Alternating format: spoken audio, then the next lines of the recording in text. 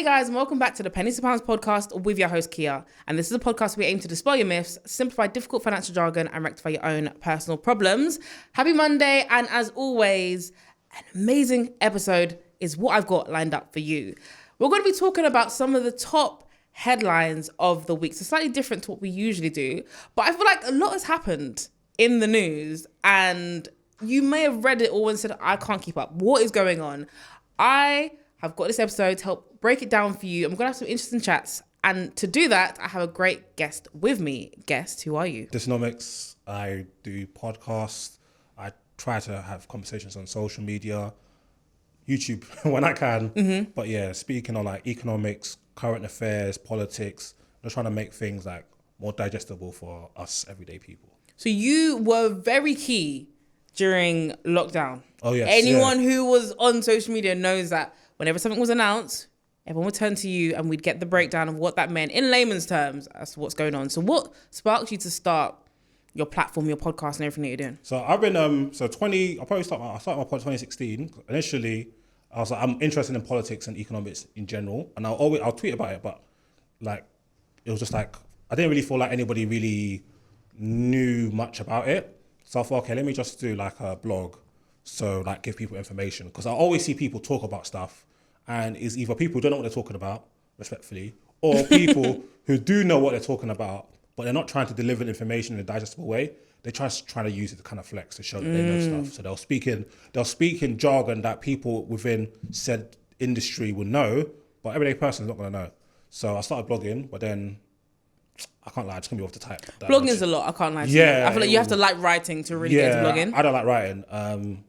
So then I started the pod, and then, yeah, that's how it started. But with regards to the lockdown stuff, that was mainly, usually when there's like a budget announced, like people will ask me like, oh, can you tell us what happened in the budget? So I'll just do like a quick thread. Even before threads existed, I used to just tweet like what people care about. So if there's something going on in the world of agriculture, I know my audience are not going to care. I'm going to tell them, okay, this is what happened with tuition fees, this is what happened with income taxes. So obviously coronavirus has started, and I remember my friend Misha was like, are you going to give us a gist? I was like, okay, yeah. So I just started tweeting about it. And then obviously it got traction, and then more and more people requested it. So I was like, I might as well just do it in one post instead of doing multiple tweets, because again, I thought this is long. So I was like making things as easy as possible. So I just I would like listen to them comedians speak, simplify what they need to, and just kind of get the information that actually matters, and then just give it to the people. And then, yeah, that seemed to take off. So it was good. At least we kept up to date, because that was important. That was so important. Because it impacted everybody. Because we were all locked down by fire by force. So by fire by force, and there was so much going on and so much changing 100%. So quickly that even me as someone who's used to all this jargon, I'd sit down and watch, the budget announcements, and I'm like, the average person probably has no idea what's being said right now. So I think everything that you was putting out was so valuable, so key. But now we're going to take your knowledge and we're going to use it to discuss some of the headlines. So I've been doing this all this week because there's a lot of, I feel like this has been it's been a busy 2-3 weeks. It has, right? There's been a lot going on. But the first one I want to talk about is, there's a headline, Bank of England. They have increased the base rate to 4.5%. So let's break this down. What exactly is the base rate and what does that mean? Okay, so interest rates, like in economics, they call it the price of money. So interest rate is very simple. If you borrow an amount of money, the percentage you pay on that loan is the interest rate. So if you borrow £100 from your mum, she said, listen, 10% interest, you're giving her £10 on top. So that is the interest rate for that initial loan, right? So that is interest rates. What the base rate is like Bank of England are the central bank of the UK. So they control the money supply, and they use interest rates to kind of combat inflation. They want to keep inflation at a steady 2% rate because that's good for the economy.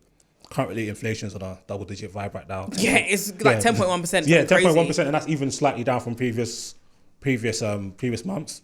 So they started to raise the interest rates at a very hectic pace to kind of slow down inflation.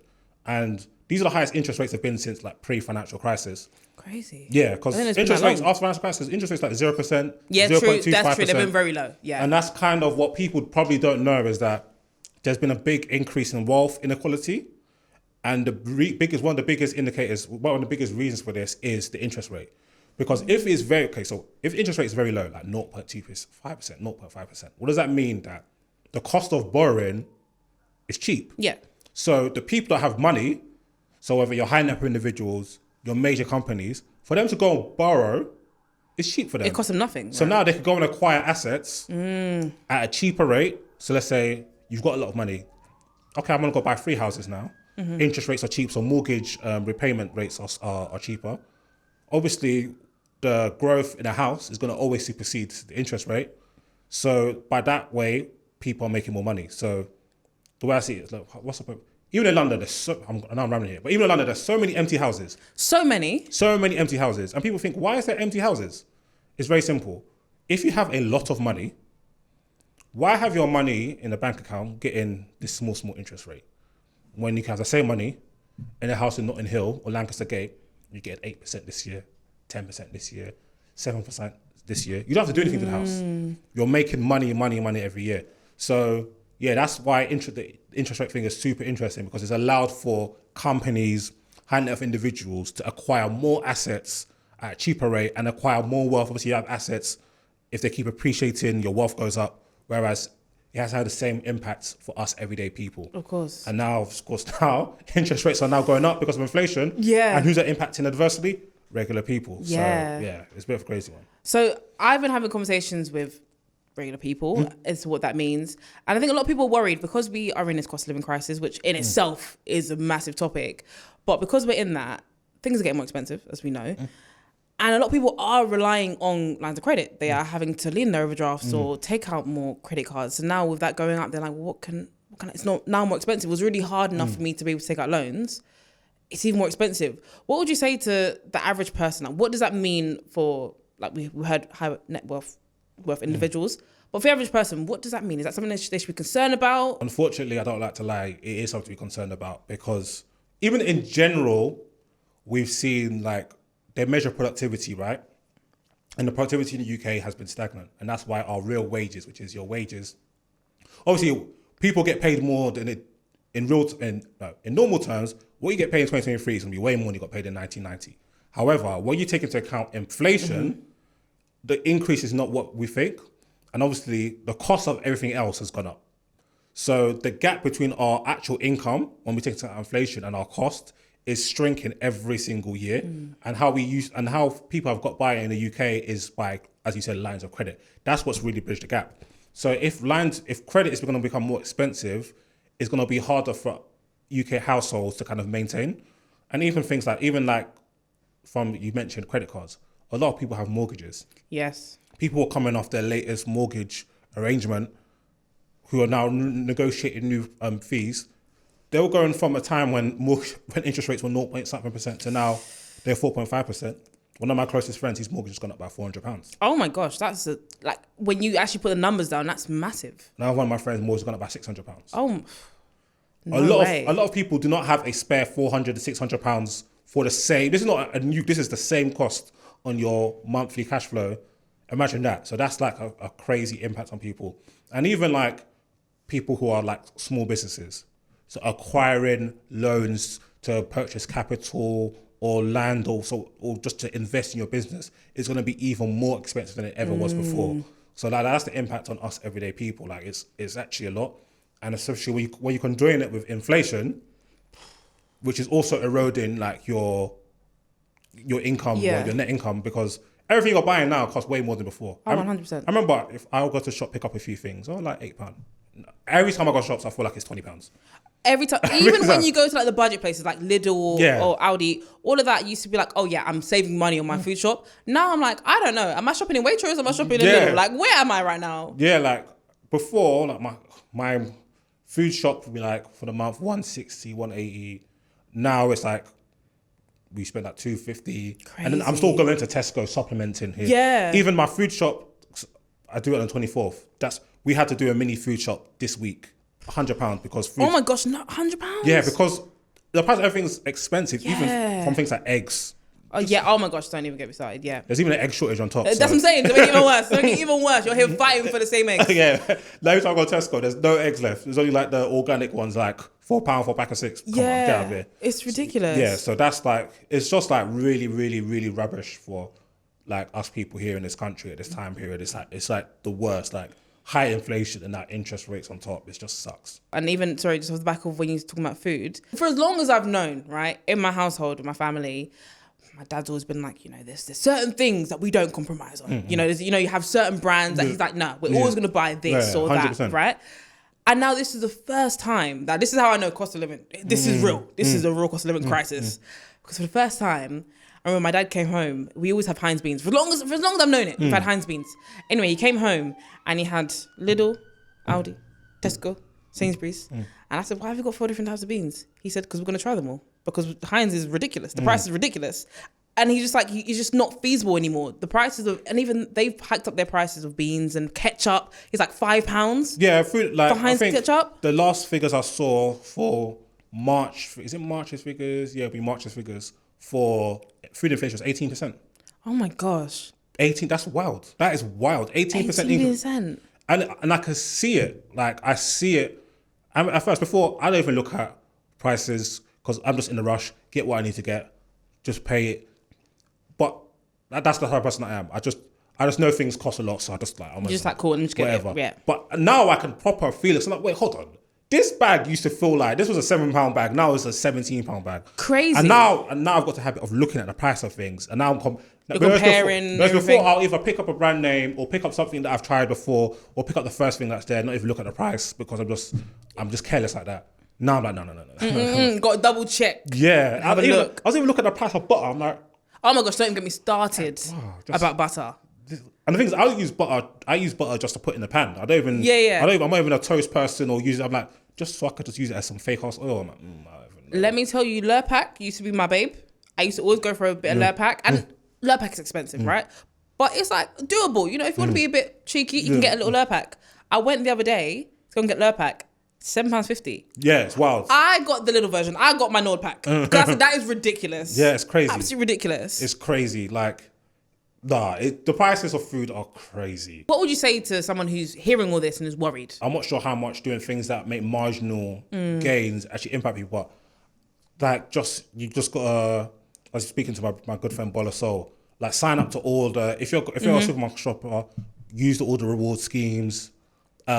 Really like pay attention to, because some things might be cheaper a little, but it might be cheaper in this store. I started doing that. Certain things when I used to live in Stratford, certain things I'll go Iceland for, certain things I'll go Sainsbury's for. There's certain things I wouldn't compromise on, and I can't lie, that list is dwindling at the moment. You know what I'm saying? Yeah, but another thing is, I know this is the most difficult thing, but the only hope we have is literally by trying to get more money. That's it. Either by trying to get promotions at work, trying to renegotiate a salary, or even maybe leaving. Some people are taking second jobs. Like, that is that role. Like, that's the only thing that's really going to allow you to kind of counteract this increases in price by just increasing your income by either adding another line of income in terms of a job or getting a better job, because it's wild. And that's the difficult thing, because I think I was reading something from the chair of the Bank of England, but it was reported I didn't like how it was reported. They said, the Bank of England said that Brits just need to suck up the inflation. Yeah, but that's what he said. He said, inflation's gone up in the economy. Businesses are trying to pass on to consumers. Consumers want businesses to absorb the costs. Reality is, we're all worse off. Businesses, everyday people, we're all worse off. And that's just the truth. It just is what it is, so it just sucks. It just sucks. We just have to leave on that. It does. Yeah, it does. It's a shame. Next headline. This has been the talk of the town. Yeah. Is a new mortgage product was released. It's a deposit-free mortgage. Now, this isn't anything new. We've had deposit-free mortgages, and there's still about 15 on the market at the moment. But what makes this one different is that, launched by Skipton Builder Society, is that you do not need a guarantor, where the others require like friends or family to put up some sort of asset to kind of cover your mortgage in that sense. This is all the talk. What are your thoughts on that? Oh, super interesting. So, like, I always look at things from different perspectives. So I look at things from the view of, like, what's good for the whole economy, what's good for individuals, what's good for myself. So I try to look at that. So, yeah, I was thinking, I actually thought this could, like, have inflationary pressures in the housing market and just further push up the prices of houses. But then when I looked at the Skipton scheme, I'm like, okay, cool. Obviously, this is just what I think there's going to be a lot of copycat out there. Yeah, I feel like other building this, societies and lenders are yeah. going to.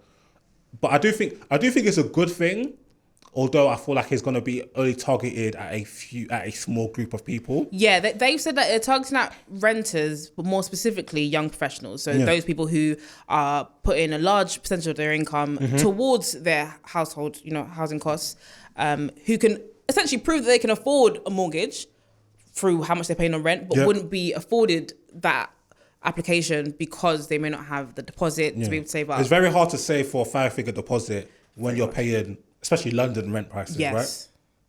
And especially if you're doing a 10%, if you're getting a 10%, 15%, 20% products, well, average house price is like 220k. That's not the average house price of London. No, London is like way higher. Yeah, I don't think I know anybody who's bought a house in London that's been less than 500k. Yeah. Nobody I know. Yeah. People who are getting the 200s, they're always on the outskirts of the region. So, yeah, man, I think it's a good tool for some people to get on the housing ladder. Although it obviously comes at cost, it's a more expensive product for you as a person because the interest rate is 5.49. Yes, 5.49 fixed for 5 years. Yeah, so if you look at the loan to value ratio, that's obviously 100% loan to value because you're not putting up any capital down. If you compare that to like the 25% products, so if you're putting 25% down deposit, right now, even with the increased interest rates, you're probably looking at like 4.5.7% interest rates. So it's a more expensive product. But at the same time, as a individual, you're going to be paying similar amounts. Yes. But at least at this juncture, you have ownership and you have potential of equity. So I don't know. I like all these type of schemes, but I just want, as long as people kind of know. I think that's the main thing. I think I've seen a lot of strong opinions for one side, and I think I'm kind of in the middle like you. I'm kind of like, there's nothing wrong with it. I think it's just as long as people weigh it up and say that it's good for them. That's how I feel like with all products, because even shared ownership's got one of the worst reputations, but I feel like it's just like bad propaganda, and I feel like maybe the PR for shared ownership is not really out there. In my opinion, shared ownership, all products, even like if you look at cars, if you want to get hired, purchase, lease, buy outright, I think it's very dependent on who the person is and what's best for them. So that's the way I see it. I think for a lot of people, why am I paying £1,800 rent? Is literally a sunk cost. Once you pay it to the landlord, it's gone. Done. Whereas with this, if your house is increasing equity, you're in business. Obviously, if your house goes down in prices, if your house goes down, then that is not ideal. Yeah, of course, that's not ideal. That's negative. Yeah, but I don't know. I feel like for some people, that's a risk worth taking. I'm for the cheaper products that get younger people in the house because we don't have the same opportunities as our previous generations. So I was looking at the housing market for one of my pods a long time ago. The average deposit in 1997 was £6,000. £6,000? £6,000. That's not even stamp duty these days. £6,000 was the average deposit. In 1997? In 1997, £6,000. That's not that long ago. It's not that long ago. That's Tony Blair times. That's not that long ago. Do you know what I'm saying? £6,000. In London, I think the average deposit is like 70, 80 grand or something. Yeah, something ridiculous. Yeah, like so, people's yearly wage. Yeah. So people on very, very normal, regular salaries can comfortably afford houses, multiple. Mm-hmm. And they also, obviously, pre-financial crisis, you had all these products, 0%, 5%, 10%. And even just like the barriers to entry in terms of like the credit requirements and stuff like that weren't as strenuous as they are now for obvious reasons. So I feel like our generation and younger have been dealt a tougher hand. Yes. Because it's more expensive we have way more costs. Yep. House prices are way more expensive. The products are way more expensive and they're harder to get. So yeah, I feel like it's a good scheme, and hopefully more and more building societies and lenders get onto it. But yeah, I don't like I saw a lot of negative. I saw a lot of negative. You got to weigh up the pros and cons. Why? So you want people to spend $1,800 a month on rent to nobody. And these are people earning anywhere from 30 to 80 to 90 grand a year who clearly have the means to pay mortgages. We just now require like 30, 40, 50, 60 grand. No, I'm with you. I think it's a good scheme, and I think everyone should take a look into it if you think that it could fit you. Yeah. But if not, like you mentioned, shared ownership, there's other schemes out there that are good. And like I said, I'm with you. I'm pro anything to get you in property. If that's what you want to do, then that's all that can do. Yeah, as long as you're informed, Do you know what I'm saying? On the topic though of housing, so there was another headline that came out this week that was all about generation rent. So the people that we've just been mentioning just now. And there's this scheme that's come out with Leeds Building Society and credit reference agency Experian in the form of Experian Boost. So Experian Boost has been there for a minute. It's like where you can, if you're an Experian customer, you can go in and depending on certain criteria, you can get a boost your credit score up to like, I think, an extra 50 points, something like that, right? They've teamed up with Leeds Building Society to do so, but they're also factoring in other direct debit payments, such as if you go to Pret and you have a Pret subscription, that could go towards building your credit score, and Netflix subscriptions and things like that. The monthly payments that you make to actually help you build up your credit score. And the aim is to help those who are renting get that extra boost, and it can actually be taken into consideration when it comes to the mortgage lending process. So what are your thoughts on that? I think that's sensible because it does show your ability to continuously pay things. As petty as they may seem, they are still a routine bill. And I feel like they have to find more creative ways, because another thing that's happening, they need to keep this housing wheel going. They keep building houses, and there's only so many houses you can sell to Russians, Nigerians, people from the Middle East, people from China. They're going to eventually stop buying all these houses off plan. We're going to have to able to start selling them to people who are actually going to live in them. So I think maybe that's what they're starting to see. They're trying to find ways to actually get the people in this country that can afford to. The main thing about mortgages is that with these houses, just being able to pay monthly. I was trying to think of how to articulate. One of my friends, he's like knee deep into finding ways to get houses. He was telling me that with certain buildings, certain developers, because they weren't moving their houses, they were gifting deposits to people. Yeah. So to me, that kind of indicates that there is a shortage here in terms of like, even like around the studio area, I see like loads of advertisements for shared ownership places. Like there's a lot of properties that need filling.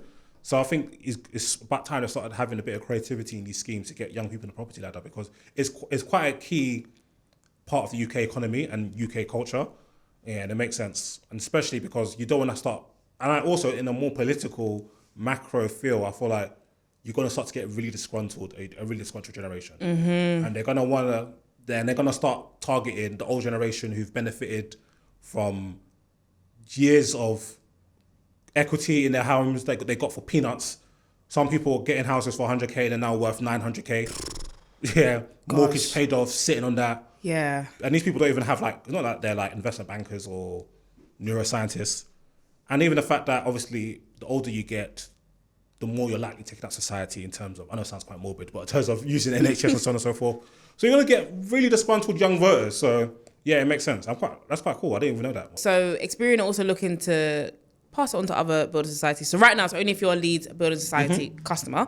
But I think it's a good way, because I'm thinking about when I was like 18, the amount of subscriptions I've been paying for years. Yeah, facts. That now if you factor that in, for a lot of people, that could be the difference between getting approved to not getting approved, or 100%. Getting a better rate than 100%. Right, that could just be the difference. Saying I've had Netflix and Disney Plus and my gym and all these things that I've been paying for, and I haven't missed a single payment, because what they're factoring in is the previous 12 months history. So in the last 12 months, what have you paid for? Have you been on time? Have you missed any payments? And that can give you that boost. So I'm all for the creativity. I'm all for this. And like you said, some of these new build properties, like I said, they gift deposits, they will pay for your stamp duty. Some of them, depending on how you negotiate, because I know some people who have managed to negotiate and they have refitted their entire kitchen with like high-end products. So you can, but that again shows you how much they need these properties gone. So you can literally say, no, I'm not interested because I'll be looking for this, and like, we'll do that. It can cost 8k, we'll do that. That's how much they want it gone. Yeah. And I think that's just so interesting. That's true. Oh, that's what I was speaking. See, like that. I'm glad that we're starting to find ways to kind of adapt to our circumstances, because it's not the easiest for young people. Yeah. Who are trying to establish themselves, establish their family lives. Especially when we've got stupid inflation and we're paying £7 for butter. You know what I'm saying? The butter one is never. That's gonna even Netflix. Yeah. Netflix has gone up, right? Yeah, I know I got a notification and I'm like, you know, I'm looking for my account, and I actually looked at, and I saw Netflix $15.99. I said, I paid $15.99 for Netflix. I don't even watch it that much. $15.99. Oh, Something that started off as $9.99. That is crazy. it's just going up and up and up. And you know what? Separate tangent. Within my household, so between myself and my dad, we kind of like, he pays for some of the subscriptions, I pay for others. So amongst us, I'm like, but how many do we need? Yeah. Why do we have like 7 subscriptions out? Yeah. Because there's one show I want to watch on here. So like, okay, I'll pay for that one. Yeah. And he'll pay for Netflix. But now I want to see this on Paramount. And then he wants this on Disney Plus. So now amongst us, we've got all of this. And I'm just like, this is ridiculous. Yeah, so my house, what's there? There's Netflix, there's Prime Video. Yep. There's Disney Plus. Yep. There's Apple TV. And then I was paying for Showmax because my girl and my sister wanted to watch Real Housewives of Lagos. Yeah. But that been finished like last year. So I was checking my account the same day. I said, nah. Showmax. I even tried to negotiate, ask my money back. They weren't having it. So, but I should have known it's Nigerian. So I should have known. Because usually sometimes some people, they'll actually give you your money back. They'll give you like as a courtesy. Because I was signed up for one credit. And I don't know where, this one seemed like a scam. Because I was like, I've never heard of this credit agency ever. It was taking literally £5 from my account for 5 years. 5 years? Yeah, they gave me like 2 years worth though. Okay, well, that's something, but still. Yeah, I just never noticed it. So yeah, man, so I'm paying for a lot. So Showmax got cut. Showmax had to go. And I was recommended a show. I can't remember. I think it might even be Mayor of Kings and Your Honor, but it's on Paramount Plus. That's on Paramount. I've got Paramount because of that. I said, oh, where is this? So it's a Paramount Plus. I said, it's all right. Done. I'm done. It's all right. There's too many. Yeah. That is a good show though. Yeah, really good show. But there's too many. There's too many subscriptions, honestly. And I just want to round off. I feel like this is an interesting topic. So, as we all know, as people who live in the UK, we have had, I feel like this is like the first Monday this whole month where there's not a bank holiday coming up. But it's been bank holidays. And the reason why we've had a lot of bank holidays is because of something that happened last week, I believe. Yeah. What happened last week? Yeah. What did you tell me? What happened last week? The coronation, the King's coronation. King's coronation. So that, again, is a topic in itself. People have mixed feelings about that. But I want to talk about it in a different lens. So I was online and I had a look myself. And so for context, I used to live in Newham. I now have moved out of Newham. I live in Suffolk now. But I'm still very attached to the Newham community. You know what I mean? I'm more power to you people. And I saw something come out about how much the different boroughs spent on the coronation weekend, right? You saw that as well. And it was very interesting because places like Kensington and Chelsea and Wandsworth, don't quote me numbers, but they spent around £20,000, £30,000 on the coronation weekend, right? I'm like, okay, bit of money, but fair enough. You know, your constituents do want to have fun. Sure. You now turn to the other end of the spectrum where you have Barking and Dagenham and Newham, some of the poorer boroughs in London. I believe it was around, I think Newham spent around £130,000 and Barking and Dagenham spent 160, around those kind of numbers. And I think it's absolutely crazy because those boroughs have a higher poverty rate. There's people who are living the breadline, people who are relying on food banks, and instead of their councils going to fund that, they're taking it for the coronation weekend. And then you can see on the flip side, Kensington and Chelsea, a very well-off borough, who just decided we're going to keep our money in our pockets. What are your thoughts on that? Well, I thought it was nasty. So usually when people talk about government spending money and stuff, I'm not always involved because I know that there's budgets. Everybody has budgets for stuff. So people are like, oh, the government spent this amount. I'm like, yeah, it's probably from the budget that they announced the other day. But this felt different. Like, there shouldn't be a budget for the King's coronation of 180. I think the number was 180. But anyway, let's say in between 130. Yeah. There should not be a 6-figure budget for the King's coronation when you have a borough like in the state of Newham in terms of facilities, libraries, roads. Like, a lot of the people are not in the greatest of income surplus. So it's disgusting. It is. Like, long story short, it's disgusting. Like, I can't articulate or formulate a logical reason why spending that much P makes sense. Like, in terms of if you want to throw like street parties and stuff like that, which is good for community building, yeah, cool. I don't believe it didn't cost 6 figures to do that. Yeah, exactly. It shouldn't cost 6 figures to do that. And even if it does cost 6 figures, I'm pretty sure the people of that borough would rather you give them people £200 for their bills per person in a particular. Do you see what I'm saying? Like, or for people that own it, they need it the most. I don't know. I have a big like disgust for lavish spending on one-off events. Nah, not for these type of boroughs. I thought that was horrible. I thought that was horrible, and I know that. Like I said, when I used to live in Newham, I think one time I came down and I saw that we had a street party because I couldn't drive into my road. And I said, I literally was ready to go off and say, get me to my house now. Then I saw we had a street party. I was like, okay, cool. But I didn't go down to Newham that weekend, but just I saw a lot of pictures and videos. And when I saw the number come out, I know personally, like I said, born and raised in Newham. I went to, all my schooling was in Newham. A lot of people that I know are from there. And I know everyone's situations. Everyone's different. And there's a lot of people that you meet who are amazing people, but are just hard done by, and they're looking to the council to help them and they're not able to get help. I know friends who are having to live in hostels because there's no place for them to stay in the borough. You know, all these kind of things. They're having to rely on food banks because they just don't have the means to do anything. And then when you see that kind of number, I don't know why people aren't up in arms in Newham. I don't know why they're not in the streets. If the schools in Newham do not have the best computers, you mean all the stationery that needs to be had, the best playgrounds, sports grounds, like even like pitches for kids to play sports, safe play areas, all these type of things, then you shouldn't be dropping 100 bags on flipping on because, as my boy said, this man is getting a new hat. That's how my friend described the coronation. This man is getting a new hat. Yeah. Like, I think that's wild, man. I feel that's wild. I hate when I see like local boroughs spend money like that frivolously, when especially if like you haven't got all your ducks in a row. That's not the stuff for me. Thank you so much. This has been a really insightful podcast. Anytime. And it's been good going through the headlines. I don't often do this, but I think that was nice to break it down and get both our perspectives on these different stories. So thank you so much. For everyone listening and watching who wants to follow you and find your podcast and just keep up to date with all of your information, where can they find you? So Disunomics on like Spotify, Apple Podcasts, and I know there's other places to get podcasts. I don't know them, but just search Disunomics. I should be posting on my YouTube, so subscribe to Disunomics.